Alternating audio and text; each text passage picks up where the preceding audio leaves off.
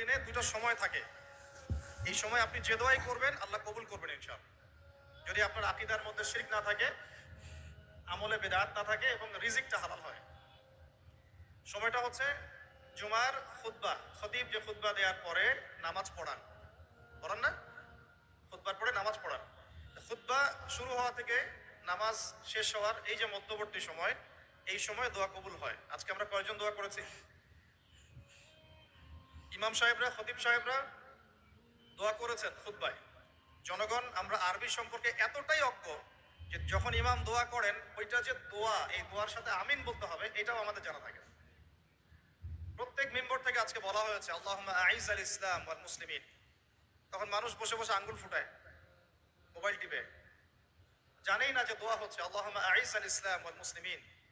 আল্লাহ ইসলাম এবং মুসলমানদেরকে তুমি ইজ্জত দাও, সম্মান দাও।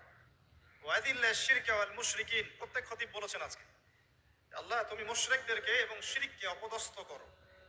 ওয়াদাম্মির আ'দা আদ-দ্বীন, তোমার দ্বীনের যত শত্রু আছে আল্লাহ তাদেরকে ধ্বংস করে দাও। ওয়ানসুর ইবাদাকাল মুমিনিন, আল্লাহ তোমার মুমিন বান্দাদেরকে তুমি সাহায্য করো। এগুলো কি দোয়া না? দোয়া না?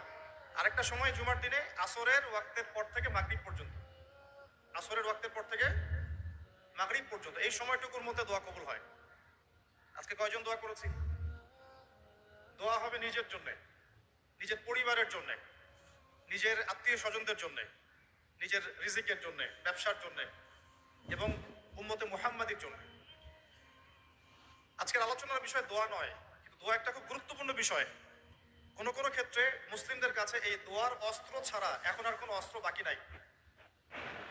এই অস্ত্রটাকে আপনারা প্রয়োগ করতে পারবেন না? পারবেন না? আল্লাহ পাক তৌফিক দান করুন, আমিন।